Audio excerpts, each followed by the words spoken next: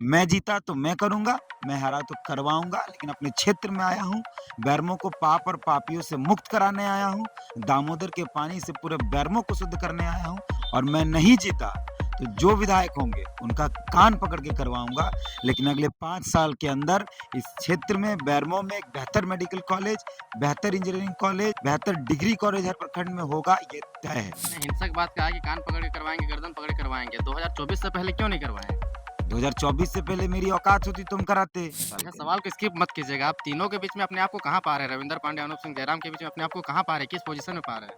हम स्किप नहीं करेंगे, हम आपको जवाब दे देंगे। इतना आकाश जो है कि जयराम के बारे में ज़्यादा एक्टिव होके बोलते हैं और बाकी अनूप सिंह है, रविंदर पांडे इसके बारे में पैसिव होके थोड़ा साइलेंट हो जाते हैं। बीजेपी के बड़े-बड़े स्टार प्रचारक आते हैं, आजसू के बड़े-बड़े स्टार प्रचारक आते हैं, जेएमएम के भी बड़े-बड़े स्टार प्रचारक आते हैं और प्रचार करते हैं। तीर्थनाथ आकाश का स्टार प्रचारक कौन? मैंने उन दोनों की ये गारंटी ली है कि मैं हारूँ या जीतूँ, मैं उनको पढ़ाऊँगा आगे। तो एक जो सबसे बड़ा दर्द है इस क्षेत्र में, वो पढ़ाई का है। आप पढ़ाई और कमाई की बात करते हैं। आप जिस विधानसभा से चुनाव लड़ रहे हैं, यहाँ से 15 से प्लस माइनिंग है। 2 थर्मल पावर स्टेशन है, सीटीपीएस, बीटीपीएस। यहाँ पर भी तो कमाई का साधन हो सकता है। एक इंटरव्यू में मैंने यही बात की, उन्होंने भी ये बात जो आप पूछ रहे हो पूछा, ललन टॉप ने मुझसे पूछा। बाहरी भगाने के लिए अब शरीर नहीं, बुद्धि लगाने की आवश्यकता और मेरे क्षेत्र के बच्चों को बौद्धिक रूप पे तैयार करूँगा। एफआईआर होने के लिए नहीं, एफआईआर लिखने के लिए अपने लोगों को तैयार। झारखंड विधानसभा चुनाव का प्रचार प्रसार का मात्र 3 दिन बचा हुआ। आज 15 और 18 तक प्रचार करना है। इसी बीच में आज बैरमो विधानसभा क्षेत्र में हम लोग घूम रहे थे, तो इतना आकाश भैया मिल गए हैं रास्ते में और इनसे पूछते हैं कि किस प्रकार से जन समर्थन मिल रहा है, इसका प्रचार करने का तरीका क्या है, नहीं है, सभी चीज़ों में जुड़ेंगे और बात करेंगे। कैसा प्रचार प्रसार कर रहे हैं? ठीक है, हम जनता के बीच मुद्दों के आधार पर जा रहे हैं और हमारा मुख्य मुद्दा है कि इस क्षेत्र में बेहतर डिग्री कॉलेज नहीं है, बेहतर एमए कॉलेज नहीं है, एक भी मेडिकल कॉलेज नहीं है, एक भी इंजीनियरिंग कॉलेज नहीं है, एक भी नर्सिंग कॉलेज नहीं है और यही बात हम बताने जा रहे हैं। इस चुनाव के माध्यम से अपने तमाम लोगों से हम मिल चुके हैं और सबको मिल-मिल कर ये जो सवाल बुनियादी सवाल है शिक्षा का, उसको लोगों के बीच लेके जा रहे हैं। 23 को पता चलेगा किसको प्रेम मिला, नहीं मिला। आप अपने आप को दामोदर का बेटा बोलते हैं और दामोदर का नदी के किनारे भी मिल गए हैं और सबसे बड़ी बात है कि यहाँ पे कोयला का भी माइनिंग होता है अगल-बगल में। यहाँ पे जितने भी लोग हैं, लोग कोयला में ही आश्रित रहते हैं। क्या कहिएगा, किस प्रकार से यहाँ पे दर्द है विस्थापन का? दर्द तो बहुत है, सिर्फ़ विस्थापन का दर्द नहीं है। बैरमो बहुत कष्ट में है और बैरमो के लोग बहुत कष्ट में हैं और हमें मतलब सौभाग्य है मेरा कि मैं दामोदर के कोरा में पैदा लिया हूँ।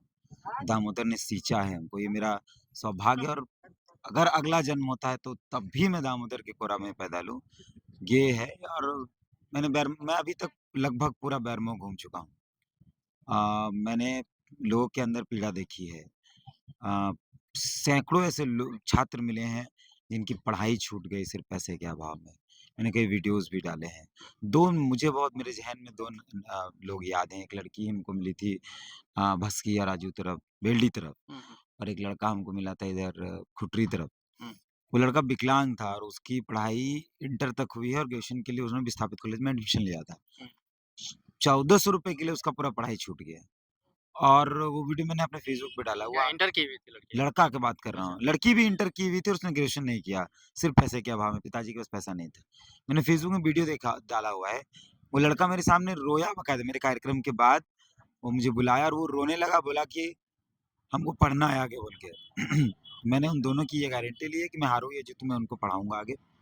तो एक जो सबसे बड़ा दर्द है इस क्षेत्र में, वो पढ़ाई का है। विस्थापन पर बहुत सारी योजनाएँ हम लोग तैयार करेंगे। वो एक लंबी लड़ाई है विस्थापन के समाधान को लेकर। ऐसा नहीं कि तुरंत हो जाएगा, लेकिन कॉलेज तो तुरंत हो सकता है, विज़न होना चाहिए। आप पढ़ाई और कमाई की बात करते हैं। आप जिस विधानसभा से चुनाव लड़ रहे हैं, यहाँ से 15 से प्लस माइनिंग है। 2 थर्मल पावर स्टेशन है, सीटीपीएस, बीटीपीएस। यहाँ पर भी तो कमाई का साधन हो सकता है। पढ़ाई का ही नहीं है तो कमाई का मतलब क्या है ठेकेदारी? कमाई का मतलब मज़दूरी। हम उस कमाई की बात नहीं कर रहे। मैं कह रहा हूँ कि कितने भी आपने गिना दिया 2 पावर स्टेशन है और ये है, वो है, 15 कंपनियाँ, माइनिंग कंपनी, ठीक है। इस विधानसभा से कितने बीडीओ, सीओ बन पाए हैं? कितने थाना प्रभारी बन पाए हैं? कितने दारोगा बन पाए हैं? कितने आईएएस, आईपीएस बन पाए हैं? हम कह रहे हैं कि एक तरफ हम बात करते हैं कि बाहरी हावी है, बाहरी कब्ज़ा हो गया, बाहरी लोग आ गया, हम बाहरी-बाहरी करते रहते हैं। बाहरी कभी बंदूक के दम पर यहाँ नहीं आए हैं, वो अपने बौद्धिक क्षमता से हैं। थाना प्रभारी बाहरी, बीडीओ बाहरी, सीओ बाहरी, डीएसपी बाहरी, डीसी बाहरी, वो पढ़ कर आए हैं। हमारे बच्चों के लिए कॉलेज नहीं है, एक डिग्री कॉलेज नहीं है, एक एमए कॉलेज नहीं है, बेहतर इंस्टीट्यूट नहीं है जहाँ सरकारी नौकरी की तैयारी हो सके। आप खुद रांची क्यों गए थे? पढ़ने गए थे ना? यहाँ होता तो नहीं जाते ना? मैं रांची क्यों गया था? पढ़ने गया था, यहाँ होता तो नहीं जाता ना? ऐसे सैकड़ों लोग हैं जो बाहर चल जा रहे हैं पढ़ने के लिए। हम लोग तो ग्रेजुएशन करने चले गए थे, मेडिकल करने की इंजीनियरिंग करने के लिए लोग दूसरा राज्य जा रहे हैं। बहुत बार ऐसे चांसेस हम देखे हैं कि लोग मर कर वापस आते हैं। तो आप सोचिए कि नौकरी के लिए तो कई बार समझ में आता है कि चलो अच्छा पैसा कमाने के लिए विदेश चला गया।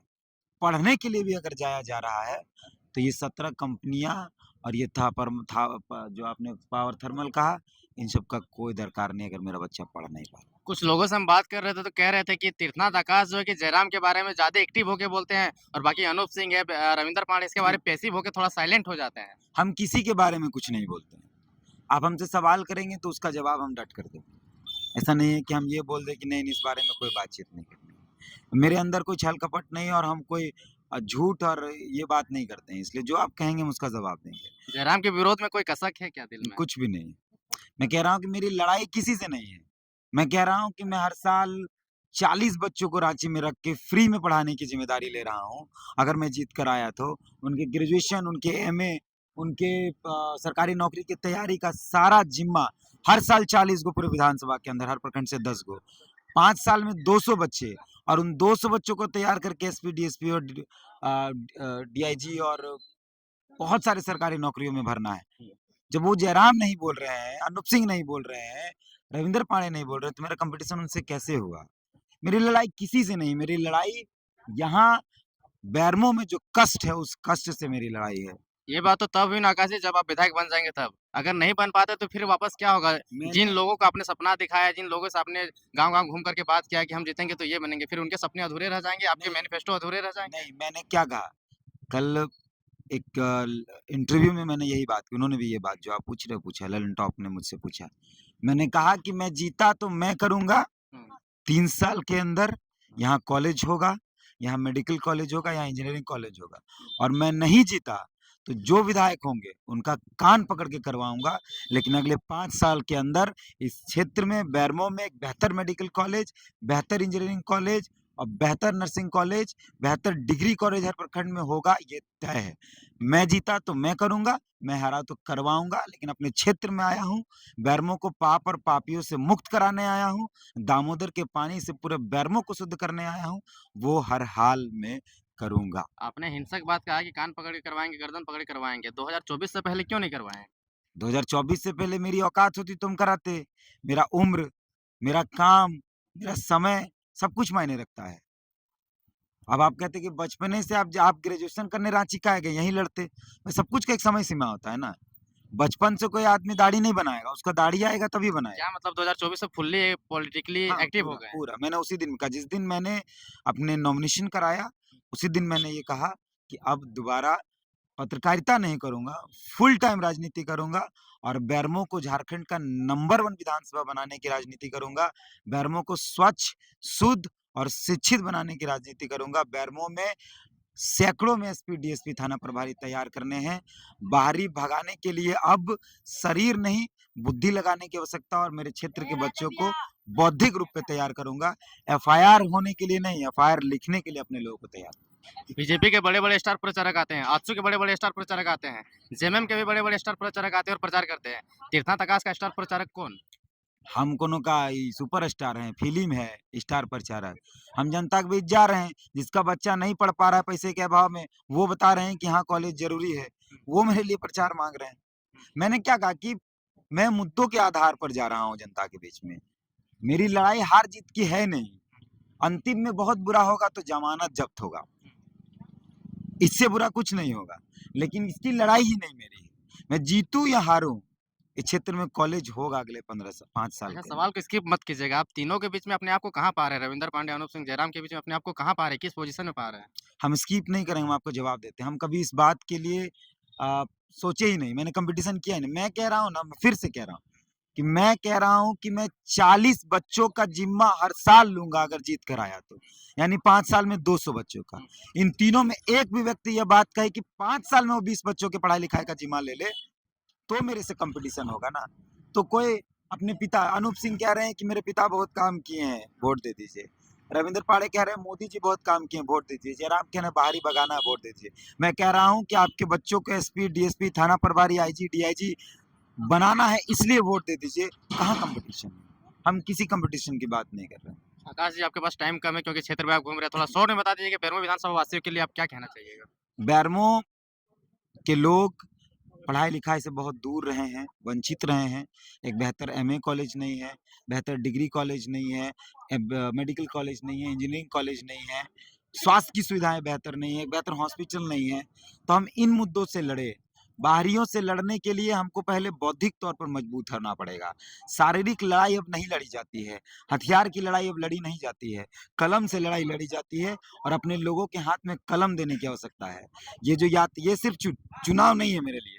मेरे लिए ये बैरमो परिवर्तन की यात्रा है और ये यात्रा निरंतर चलेगी। हार के बाद भी चलेगी और जीत के बाद भी चलेगी, लेकिन इस क्षेत्र में बहुत आवश्यकता है पढ़ाई-लिखाई की।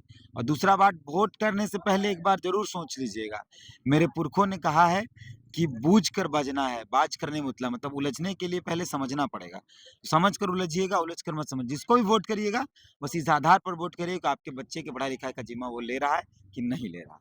तो ये है तीर्थनाथ आकाश, आपके पास कोई और भी कमेंट होगा तो क्वेश्चन होगा तो आप कमेंट सेक्शन में लिखिएगा। फिर नेक्स्ट बार जब इनसे मिलेंगे तो फिर से क्वेश्चन किया जाएगा। बाकी समय कम है, आप बहुत-बहुत धन्यवाद। चुनाव की तैयारी कीजिए अच्छे से, बाकी जोहार रहेगा। धन्यवाद।